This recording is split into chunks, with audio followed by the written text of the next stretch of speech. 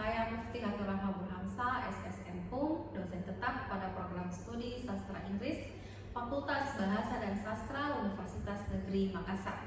Bidang keahlian saya adalah ilmu humaniora, khususnya kajian linguistik dan budaya. Pada kesempatan ini, saya ingin memperkenalkan salah satu mata kuliah yang saya ampu, yaitu mata kuliah Sosiolinguistik, yang mana mata kuliah ini merupakan bagian inti dalam rumpun keilmuan linguistik dan wajib diikuti oleh mahasiswa semester 2 program studi sastra Inggris dengan bobot 2 SKS dan kode mata kuliah 20E22C22. Sosiolinguistik adalah mata kuliah yang membahas secara mendalam tentang penggunaan bahasa dalam berbagai konteks sosial. Untuk memastikan pembelajaran tidak hanya bersifat teoritis, saya menerapkan pendekatan case study, studi kasus, dan juga project based learning. Dengan ini, mahasiswa tidak hanya memahami teori, tetapi juga mampu menerapkannya dalam studi kasus nyata dan proyek penelitian yang sederhana.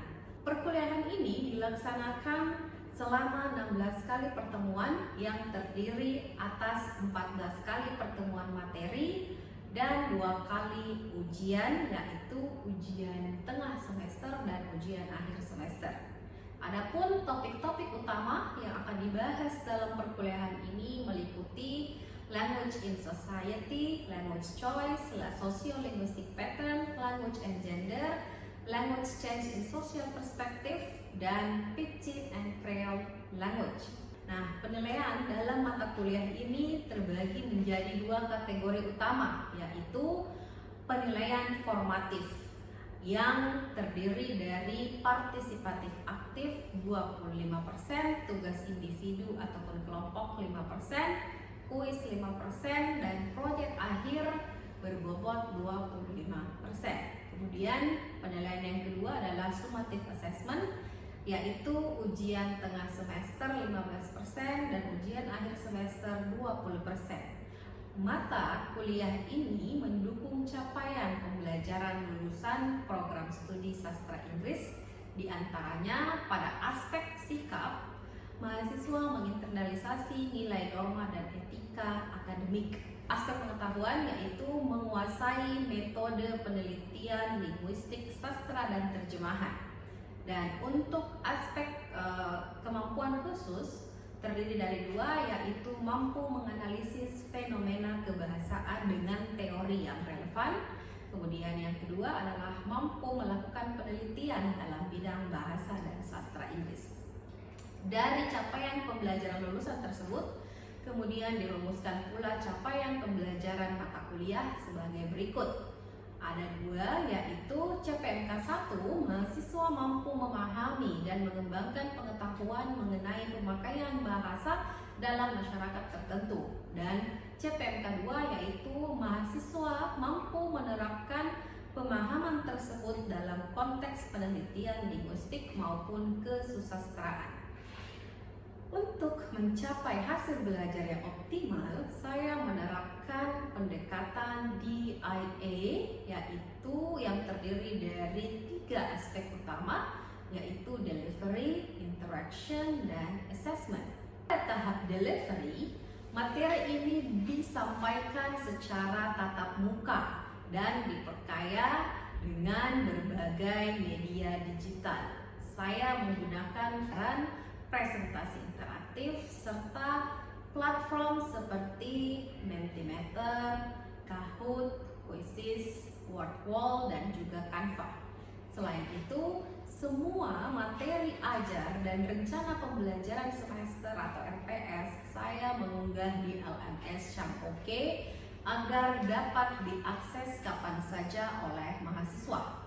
Nah, pada tahap interaksi menjadi aspek kunci dalam menciptakan suasana belajar yang aktif dan kolaboratif. Nah, di sini saya memfasilitasi diskusi kelas, kerja kelompok, tanya jawab terbuka, serta refleksi kritis agar mahasiswa tidak hanya memahami konsep, tetapi juga dapat mengaitkannya dengan fenomena linguistik di masyarakat. Kemudian pada tahap terakhir yaitu assessment. Nah, proses penilaian dilakukan secara bertahap. Selain ujian tengah semester dan akhir semester, saya memberikan kuis mingguan, tugas project, dan penilaian partisipasi kelas.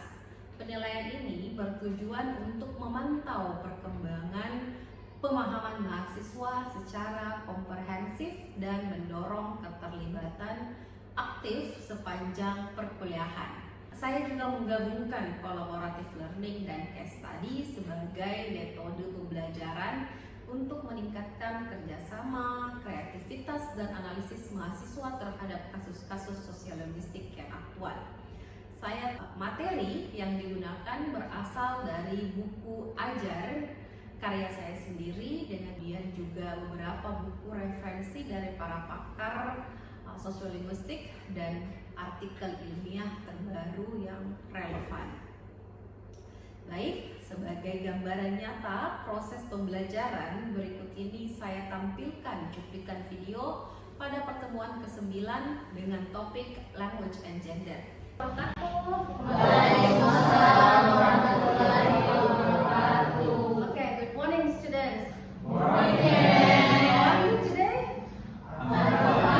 Yes, I hope you in a good health, and also in good mood, so you can enjoy and ready to follow this class with enthusiasm.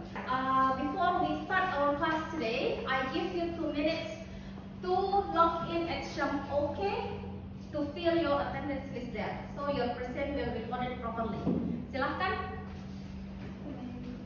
Okay, but before we start our new topic for today, I want to flashback dulu. Kita bernostalgia dulu dengan pelajaran kita sebelumnya. Okay, do you still remember our previous lesson, guys? Apa? Yes. Apa? Sosiolinguistik. Oke, good job. Jadi masih ingat ya topik kita minggu lalu itu sociolinguistic pattern. Yes. Now I have prepared a simple mathematical activity for you, so you can scan the barcode. Kita main Mentimeter dulu, ya. Saya mau lihat kalian bisa sejauh mana ingatan kalian soal materi kita di minggu lalu. Factors influence the use of language variation. Sudah muncul di Mentimeter kalian pertanyaannya? Ya, silahkan diisi. Jadi kira-kira faktor apa yang mempengaruhi use of language variation? Oke, ada yang jawab geographical, yes, sosial, apalagi? Gender, oke, terus cultural, good, oke, thank you. Jadi banyak ya kalian masih mengingat apa yang kita pelajari di minggu lalu mengenai social linguistic pattern. Terima kasih untuk kontribusinya. Jadi it can become a great starting point for us, karena tadi sudah ada yang jawab gender, salah satu faktor yang mempengaruhi penggunaan variasi bahasa. Nah, gender ini yang akan menjadi pembahasan kita di topik kali ini, yang akan menjadi topik kita ya. Kita akan membahas tentang bahasa dan gender, language and gender. Oke, nah sekarang sebelum kita mulai lebih dalam mengenai language and gender, saya mau tanya dulu pendapat kalian. Do you think sex and gender are the same thing or are they different? Different. Oke. Ada yang bisa kasih saya penjelasan? Ada yang bisa jelaskan what is gender and what is sex? Yes, Firda. Kalau seks itu dia tergantung pada apa? Biologis begitu. Oke. And then gender apa? Kalau gender dia masuk kepada sifat begitu mungkin. Sifat. Oke deh. Yang lain? Oke, thank you Firda. That's interesting point ya. Thank you for sharing. Jadi, di sini dia gender dan sex. Sex sendiri refers to the biological differences. Jadi perbedaan secara biologis ya, yang membedakan laki-laki dan perempuan, misalnya alat reproduksi ya, alat jenis kelamin, alat reproduksi, hormon juga menjadi pembeda ya, ada hormon testosteron, ada progesteron ya. Kemudian kromosom, kalian sering sudah belajar di biologi kromosom X dan kromosom Y ya. Itu jadi itu bersifat alamiah, dibawa laki-laki dan perempuan. Dan hal ini tidak bisa diubah. Nah, kemudian gender. Tadi kita mengatakan gender itu sifat, ya. Nah, gender di sini dia refers to the roles, ya, behaviors, expression and identities yang dibentuk oleh sosial dan juga culture, ya. Jadi konsep. Jadi gender itu adalah sebuah konsep sosial yang membentuk peran, perilaku, atribut dan behaviors, norms antara yang berhubungan dengan biologis laki-laki dan perempuan, gitu, ya. Nah, dalam banyak budaya gender itu diasosiasikan dengan sesuai dengan jenis kelamin, ya. Jadi laki-laki mereka diasosiasikan dengan atribut maskulin, sedangkan perempuan diasosiasikan dengan atribut feminin, ya. Oke. Kemudian kita masuk. What is language and gender? Language and gender di sini adalah salah satu kajian dalam ilmu sosiolinguistik yang akan menguji hubungan antara bahasa dan gender, ya. Di dalam kajian ini membahas bagaimana bahasa itu mencerminkan, bagaimana bahasa itu membentuk dan memperkuat peran gender itu sendiri, ya. Kita akan menganalisis dan mengkaji perbedaan bahasa perbedaan bahasa dan juga gaya komunikasi antara laki-laki dan perempuan, ya. Teori and approaches yang kita gunakan dalam mengkaji gender itu sendiri ada beberapa teori, ada beberapa pendekatan. Tapi kali ini kita membahas dua, ya. Yang pertama, deficit approach dari Robin Lakoff, ya. Si Lakoff ini menjelaskan pendekatannya bahwa bahasa perempuan itu defisit atau kurang, ya. Jadi Lakoff menganggap bahwa bahasa perempuan itu tidak memiliki kewibawaan dan tidak memiliki kekuatan seperti itu, sehingga perempuan tampak kurang percaya diri, ya, tampak kurang percaya diri atau kurang tegas dalam penggunaan bahasanya.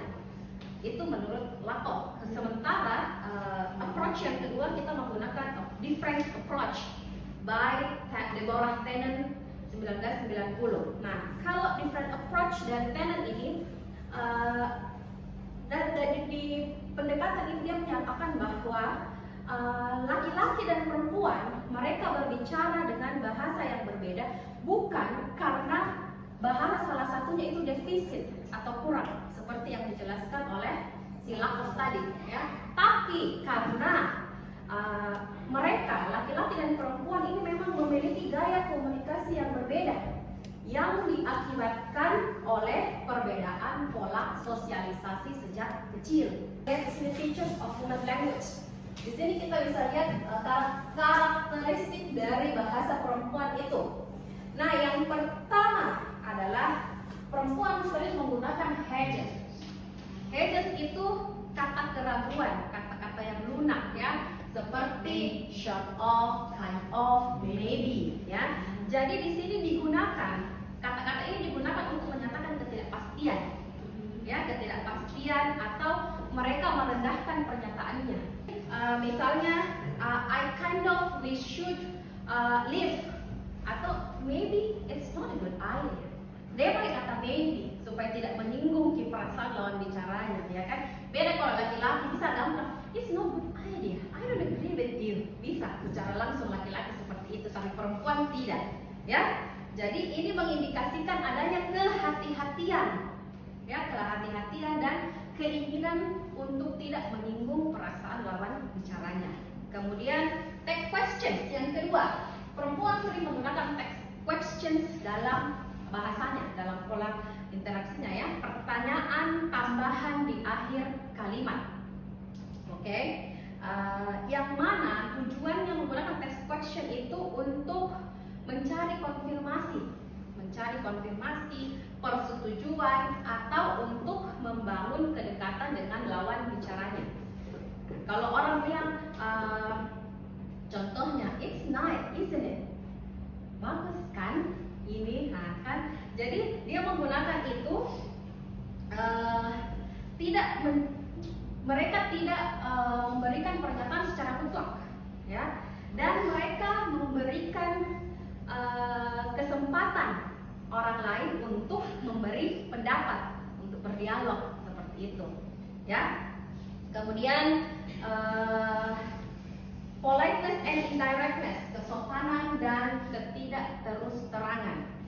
Nah, bahasa perempuan ini cenderung lebih halus dan sopan dan tidak langsung, ya, karena ketika mereka mau menyampaikan keinginannya atau penolakan, jadi biasanya mereka akan menolak secara halus, tidak langsung menolak seperti itu, ya. Mereka misalnya kalau mau minta tolong, mereka pakai kata would you mind helping me, dibandingkan dengan help me please, kan beda, ya kan, beda itu. Kalau mereka pakai would you mind, berarti tidak memberikan beban ke lawan bicaranya untuk menerima permintaannya, ya.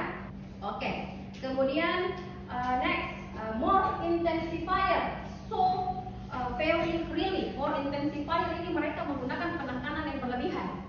Apa gunanya? Untuk ekspresif. Jadi perempuan itu kalau misalnya lihat sesuatu yang bagus, wow, that's so beautiful, you are so gorgeous, amazing, kayak gitu, ya. Atau ketika mereka meminta maaf, mereka bilang, oh, I'm so sorry. Kalau perempuan, laki-laki cuma bisa bilang sorry, sorry, ya, gitu toh. Itu. Jadi di sini perempuan, bahasa perempuan mencerminkan cara perempuan menyampaikan emosinya secara lebih ekspresif dibandingkan dengan laki-laki, ya. Oke, kemudian kita pindah ke features of man, ciri-ciri bahasa laki-laki. Nah, laki-laki itu more direct and assertive statement, ya. Jadi laki-laki ini cenderung menggunakan kalimat yang straight to the point, langsung ke isi pembicaraannya tanpa banyak basa-basinya, ya. Kemudian nada bicaranya juga lebih tegas dan penuh keyakinan. Oke. Nah, misalnya kalau dia tidak sesuatu, dia tidak setuju, dia langsung bilang I don't agree, it's not a good idea. Beda dengan perempuan, seperti yang sudah saya contohkan, kan. Oke. Nah, menunjukkan sikap dominan, ya, diasosiasikan dengan kekuatan kepemimpinannya laki-laki, seperti itu. Kemudian yang kedua, less use of hedges. Jadi laki-laki itu sedikit menggunakan kata lunak, gitu, karena mereka lebih menggunakan kata yang pasti dan langsung, jadi tidak menggunakan kata maybe seperti tadi perempuan. Kemudian hal ini menunjukkan bahwa mereka percaya diri, mereka yakin dengan apa yang mereka katakan, seperti itu. Kemudian interruption to control the topic. Nah, ini laki-laki memiliki keberanian untuk menyela pembicaraan, ya. Apalagi ketika ada diskusi antar gender, maksudnya gabung antara perempuan dan laki-laki, mereka akan dengan mudah dan merasa bebas untuk menyela pembicaraan, seperti itu, ya. Tujuannya untuk mengambil alih topik ataukah mengarahkan percakapan. Mereka menggunakan report style, information focus. Jadi laki-laki ini hanya fokus menyampaikan fakta, menyampaikan informasi. Ya, mereka tidak mempedulikan aspek emosional dan lain sebagainya. Next, kita masuk ke pendekatan selanjutnya, yaitu tendency genderless, yang mana ada gaya bahasa yang berbeda antara laki-laki dan perempuan. Nah, di sini report talk, laki-laki menggunakan gaya report talk, ya. Gaya report talk kita kayak gimana? Nah, tujuan utama dari gaya ini, dari style ini menyampaikan informasi dan menunjukkan status dan menyatakan fakta. Nah, kalau fokus dari gaya report talk ini, what is said, ya, apa isi dan hasil dari pembicaraan itu, what is said. Kemudian gaya komunikasinya dia cenderung bersifat instrumental, ya, instrumental dan fungsional, seperti itu. Kemudian contohnya, kita rapat jam 3, kita putuskan anggaran dan selesai jam 4. Singkat, padat dan jelas, ya, isinya apa dan lain. Jadi kalimatnya langsung, tidak banyak embel-embelnya. Nah, kemudian perempuan menggunakan rapport talk, yang mana tujuan dari style ini adalah membangun koneksi sosial, ya, menciptakan kedekatan yang emosional, bonding dengan lawan bicara kita dan menjaga hubungan seperti itu. Nah, kalau tadi di rapport talk dia fokusnya ke what is said, kalau report talk tadi ke what is said, kalau rapport dia how it said, bagaimana ini di deliver, bagaimana penyampaiannya, ya, nadanya, terus intonasinya, bahasa yang digunakan seperti apa, itu gaya komunikasi di rapport talk itu bersifat relasional atau personal, ya. Kemudian bisa digunakan untuk berbagi pengalaman curhat yang sering, ya, curhat, gosip dan lain sebagainya kalau perempuan, ya, seperti itu. Nah, untuk membangun keakraban, bonding dengan lawan bicaranya, oke? Kemudian minimal respon and active listening. Ya, minimal respon di sini apa itu? Minimal respon itu kayak reaksi verbal yang singkat, ya, yang sering dilakukan oleh perempuan. Yes, jadi mereka itu kita sebutnya back channeling, ya, sebutnya back channeling. Jadi kayak, oh I see, masa biasanya kan begitu, really, perempuan kan seperti itu. Nah, fungsi utamanya dari minimal respon ini untuk memberikan untuk showing, ya, menunjukkan ke lawan bicara kalau kita tuh betul-betul menyimak. Kita menyimak dan mendengarkan serta memperhatikan apa yang sedang dia bicarakan, gitu. Ya, dan perempuan itu adalah active listening, ya, listener, ya. Perempuan lebih sering menggunakan minimal respon seperti itu. Kemudian laki-laki, gaya komunikasi laki-laki minimal, fewer, ya, sedikit. Mereka cenderung lebih sedikit menggunakan minimal respon. Ada yang menggunakan itu tapi tidak sering dan tidak banyak, ya. Work up for our explanation today for topic language and gender. Now, I'd like to open the floor for Q&A session. Ada tidak yang mau bertanya? You get the point? Soal perbedaan. Oh, oke, silahkan, Hirdam. Terima kasih atas waktu yang diberikan kepada saya. Jadi seperti yang kita ketahui, hari ini kita pakai dua teori dan pendekatan. Ya. Pertanyaan saya itu, bagaimana teori-teori seperti defisit dan difference approach ini itu masih relevan dengan konteks masyarakat Indonesia saat ini? Oke, thank you. Nice and interesting questions, ya. Langsung ke intinya, karena dia langsung menanyakan tentang teori pendekatan dari Lakoff dan dari Deborah Tannen tadi, apakah masih berrelevan dengan masyarakat kita, masih bisa dipakai? Dan iya, of course masih sangat-sangat relevan, ya, karena dalam konteks masyarakat Indonesia itu norma sama stereotip gender yang ada di masyarakat kita itu masih kuat sekali, ya, dan bisa mempengaruhi cara orang untuk berkomunikasi. Dan dinilai karena kedua teori itu kita masih bisa pakai, dan masih bisa membantu kita untuk supaya kita bisa memahami, ya, kenapa gaya perempuan itu masih sering dianggap kurang dalam ruang formal terutama, ya. Terus mengapa juga miskomunikasi antara laki-laki dan perempuan itu masih sering terjadi karena gaya bicaranya atau style bicaranya yang berbeda. Oke, great questions. Thank you, Hirdam. Thank you for being engaged.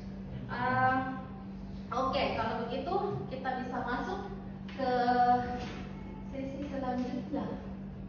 Oke, bagian discussion. Saya akan bagi kalian menjadi beberapa kelompok, ya. Oke, kelompok 1, kelompok 2, dan kelompok 3, ya. Silahkan diskusikan. Jadi hari ini video based assessment language and gender. Jadi Mem akan memutarkan video, kemudian kalian akan pertanyaan berikut ini. ya. Buat ada 3 pertanyaan yang akan kalian jawab. Oh, Yes. Okay, well, you have to show us. That's impossible. Listening happens in the ear and in the brain, and some organisms have external hairs that vibrate. oke, silakan didiskusikan bersama temannya.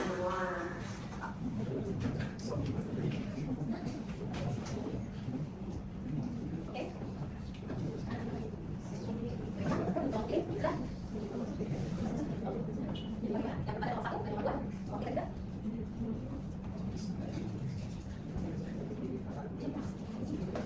Oke, sudah ya diskusinya. Karena di sini kita masih ada kegiatan lagi, jadi kita percepat saja. Salah satu dari perwakilan kelompok ada yang bisa menjawab pertanyaan. Yes, Arif dari kelompok 1 ya. So, the number one that we discussed is the areas that men and women often. Thank you Arif untuk pertanyaan nomor 1 ya. Nah, sekarang nomor 2. Oke, Ikhlas. Oke, nomor 2 yang how do men and women typically use language different in social settings. And Oke. this is the discussion tadi mem Ya. yang dapat kami simpulkan kalau woman itu use rapport talk mem. Oke, rapor talk ya. Iya, iya. Terima kasih untuk semua kelompok sudah Alfirna, attention ya. Terima kasih kalian sudah menyampaikan hasil diskusinya. Kita masuk ke sesi selanjutnya yaitu kuis ya. Kan batoknya? Kita mulai, silakan. Oke.